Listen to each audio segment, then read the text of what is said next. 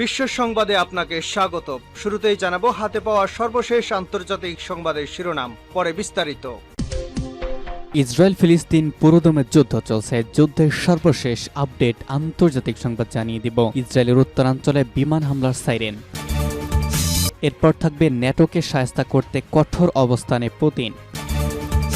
আরও জানিয়ে দিব জেলেনস্কিকে হত্যার ষড়যন্ত্র বানচাল, দাবি ইউক্রেনের। এরপর থাকবে আবারও আকাশে দাপট দেখালো তুরস্কের জঙ্গি বিমান। এবং সর্বশেষ জানাবো রাফাতে মসজিদে ক্ষেপণাস্ত্র ছড়ল ইসরায়েল। ইসরায়েলের উত্তরাঞ্চলে বিমান হামলা সাইরেন। ইসরায়েলের উত্তরাঞ্চলে অন্তত 4বার বিমান হামলা সাইরেন বাজানো হয়েছে। 30 মিনিটের কম সময়ের মধ্যে সব সতর্কতা জারি করা হয়েছে। আজ মঙ্গলবার কাতার ভিত্তিক সংবাদ মাধ্যম আল জাজিরার সরাসরি প্রতিবেদনে তথ্য জানানো হয়েছে। প্রতিবেদনে বলা হয়েছে এই সতর্কতার অর্থ হলো রকেট বা ড্রোন হামলা হতে পারে, তবে এখন পর্যন্ত কোনো হতাহতের ঘটনা ঘটেনি। সেই সঙ্গে কোনো গোষ্ঠী হামলার দায় এখনো পর্যন্ত স্বীকার করেনি। গত 8 অক্টোবর থেকে গাজা, ইসরায়েল ও হামাসের মধ্যে যুদ্ধ চলছে। এতে শুরুতে গাজায় 34,000-এর বেশি প্রাণহানি ঘটেছে, আহত হয়েছে 78,000-এর বেশি। অন্যদিকে ইসরায়েল হামাসের হামলায় নিহত হয়েছে 1200 জন এবং আহত হয়েছেন 3,000-এর বেশি। এই যুদ্ধের শুরু থেকে ইসরায়েলি বাহিনী ও হিজবুল্লাহর মধ্যে গোলাগুলি হচ্ছে। হিজবুল্লাহর পক্ষ থেকে বলা হয়েছে গাজায় ইসরায়েলি হামলা বন্ধ না হওয়া পর্যন্ত তারা আক্রমণ চালিয়ে যাবে। ন্যাটোকে শায়েস্তা করতে কঠোর অবস্থানে পুতিন। পশ্চিমা সামরিক জোট ন্যাটো মোকাবেলায় কঠোর অবস্থানে রয়েছেন রাশিয়ার প্রেসিডেন্ট ভ্লাদিমির পুতিন। বর্তমান ঘটনা প্রবাহের বর্ণনায় আন্তর্জাতিক সংবাদ মাধ্যমগুলো এমনটি বলছে। জানা গেছে রাশিয়ার সীমান্তের কাছে বড় ধরনের মহড়া চালাচ্ছে পশ্চিমা সামরিক জোট ন্যাটো। এই মহড়ায় জোটটির 90,000 সেনা অংশ নিয়েছে। সিনার যুদ্ধের পর ন্যাটোর সবচেয়ে বড় এই মহড়া মে মাস পর্যন্ত চলবে। শক্তিশালী এই মহড়ায় মার্কিন সেনারা রাশিয়ার সীমান্তবর্তী দেশগুলোতে এবং জোটের পূর্ব প্রান্তে কোনো ধরনের সংঘাত ছড়িয়ে পড়লে ইউরোপীয় মিত্রদের কিভাবে সাহায্য করবে সেই প্রস্তুতিও নেবে। এই অবস্থায় রুশ সামরিক বাহিনীকে কৌশলগত পারমাণবিক অস্ত্র মোতায়েন কাজের মহড়া চালানোর নির্দেশ দিয়েছেন দেশটির প্রেসিডেন্ট ভ্লাদিমির পুতিন। ফ্রান্স, যুক্তরাজ্য এবং মার্কিন যুক্তরাষ্ট্রের ক্রমাগত হুমকির মুখে রাশিয়ার সামরিক বাহিনীকে এই মহড়ার নির্দেশ দিয়েছেন তিনি। গতকাল রাশিয়ার প্রতিরক্ষা মন্ত্রণালয়ের বরাত দিয়ে ব্রিটিশ বার্তা সংস্থা রয়টার্সের এক প্রতিবেদনে এই তথ্য জানানো হয়েছে। 2022 সালে ইউক্রেনে হামলা শুরু করার পর থেকে রাশিয়া বারবার ক্রমবর্ধমান পারমাণবিক ঝুঁকির বিষয়ে সতর্ক করে আসছে। মার্কিন যুক্তরাষ্ট্র রাশিয়ার এই সতর্কবার্তাকে গুরুত্বের সাথে নেওয়ার জন্য পশ্চিমা বিশ্বকে বারবার সাবধান করে আসছে। রাশিয়া বলছে যুক্তরাষ্ট্র তার ইউরোপীয় মিত্ররা ইউক্রেনকে কয়েক বিলিয়ন ডলার অস্ত্র দিয়ে সহায়তা করে বিশ্বকে পারমাণবিক সংঘর্ষের দ্বার প্রান্তে ঠেলে দিচ্ছে, আর এসব অস্ত্রের কিছু রাশিয়ার ভূখণ্ডের বিরুদ্ধে ব্যবহার করা হচ্ছে। রুশ প্রতিরক্ষা মন্ত্রণালয় বলেছে মস্কো নন স্ট্র্যাটেজিক পারমাণবিক অস্ত্র ব্যবহারের প্রস্তুতি এবং মোতায়েন সহ সামরিক মহড়া চালাবে।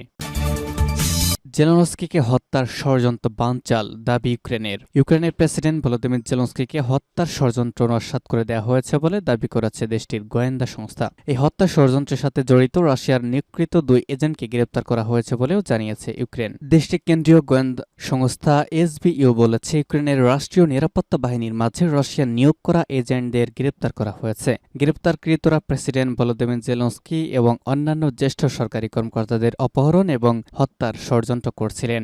এসবিইউ এর প্রধান ভাসিল মালিউক বলেছেন আজ 5ম মেয়াদে শপথ নেওয়ার আগে রাশিয়ার প্রেসিডেন্ট ভ্লাদিমির পুতিনকে ব্যর্থ হত্যাকাণ্ডের ষড়যন্ত্রটি উপহার হিসেবে দেওয়ার জন্য নির্ধারণ করা হয়েছিল বলে ধারণা করা হচ্ছে। দেশটির ওই গোয়েন্দা সংস্থা বলেছে ইউক্রেনের নিরাপত্তা বাহিনীতে 2 ইউক্রেনীয়কে এজেন্ট হিসেবে নিয়োগ করা হয়েছিল বলে সন্দেহ করা হচ্ছে।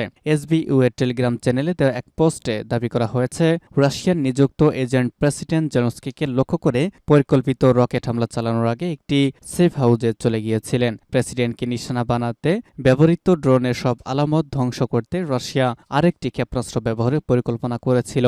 এসবিআই লিখেছে শত্রু প্রেসিডেন্ট ভলোদিমির জেলেনস্কিকে হত্যার পরিকল্পনা সাজিয়েছিল।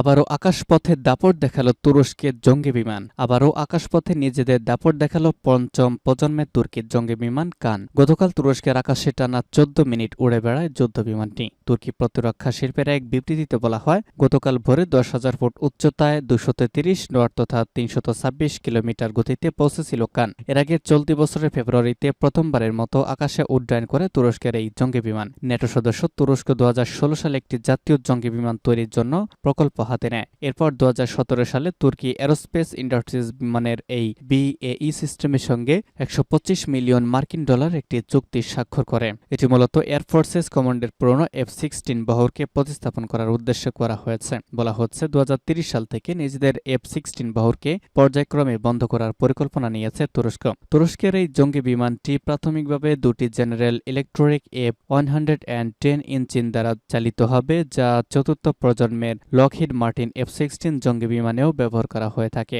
তবে 2028 সাল থেকে এই বিমানে নিজেদের তৈরি ইঞ্জিন ব্যবহারের লক্ষ্যমাত্রা নির্ধারণ করেছে আঙ্কারা। রাফাতে মসজিদে ক্ষেপণাস্ত্র ছুড়ল ইসরায়েল। ফিলিস্তিনের গাজা উপত্যকায় রাফার একটি মসজিদে হামলা চালিয়েছে দখলদার ইসরায়েলি সেনারা। আজ মসজিদটিতে ক্ষেপণাস্ত্র ছুড়েছে তারা। কাতার ভিত্তিক সংবাদ মাধ্যম আল জাজিরা জানিয়েছে, রাফা সিটির কেন্দ্রস্থলে অবস্থিত ওই মসজিদে একটি ড্রোন থেকে একটি ক্ষেপণাস্ত্র ছোড়া হয়। মসজিদটি একটি মার্কেটের পাশে অবস্থিত। ওই সময় সেখানে মানুষের অনেকটা জটলতা ছিল। ইসরায়েলের সম্ভাব্য হামলার ভয়ে মানুষ নিজেদের প্রয়োজনীয় জিনিসপত্র কিনতে সেখানে গিয়েছিলেন। তবে ওই ক্ষেপণাস্ত্রটি একটি সতর্কতামূলক ক্ষেপণাস্ত্র ছিল বলে জানিয়েছে আল জাজিরা। মূলত হামলার পূর্ব সতর্কতা হিসেবে এই ধরনের ক্ষেপণাস্ত্র ছোড়া হয়। ওই ক্ষেপণাস্ত্রটি ছোড়ার পর সেখান থেকে সাধারণ মানুষ সরে যান। আল জাজিরা আরও জানিয়েছে, হামলার পরপর সাধারণ মানুষের মধ্যে ব্যাপক আতঙ্ক ছড়ায়। মসজিদটিতে কখন বড় হামলা চালানো হবে এখন সেটি দেখার বিষয় বলে জানিয়েছে সংবাদ মাধ্যমটি। আজ সকালে রাফার মিশর সীমান্তবর্তী অঞ্চলে অবস্থান নেয় ইসরায়েলি সেনারা। সেখানে তারা ট্যাঙ্ক সহ অন্যান্য ভারী অস্ত্র নিয়ে প্রবেশ করে। ব্রিটিশ সংবাদ মাধ্যম BBC জানিয়েছে, রাফাতে এখনও অভিযান চালাচ্ছে দখলদার সেনারা। সেখানে আরও 3টি টানেল পাওয়ার দাবি করেছে ইসরায়েলের দাবি। এসব টানেলের মাধ্যমে মিশর হয়ে হামাসের কাছে অস্ত্র ও অন্যান্য সরঞ্জাম যায়। এদিকে আন্তর্জাতিক আইনে ধর্মীয় স্থাপনায় হামলা করার ক্ষেত্রে নিষেধাজ্ঞা রয়েছে। যদি যুদ্ধরত কোনো পক্ষ এমন স্থাপনায় হামলা চালায় তাহলে এটি যুদ্ধাপরাধ হিসেবে গণ্য করা হবে। আজ রাফাতে যুদ্ধাস্ত্র নিয়ে প্রবেশের আগে গতকাল রাতে সেখানে ব্যাপক বোমা হামলা চালায় ইসরায়েল। এই হামলায় নারী ও শিশুসহ অন্তত 20 জনের মৃত্যু হয়েছে বলে জানিয়েছে ফিলিস্তিনি সংবাদ মাধ্যমগুলো।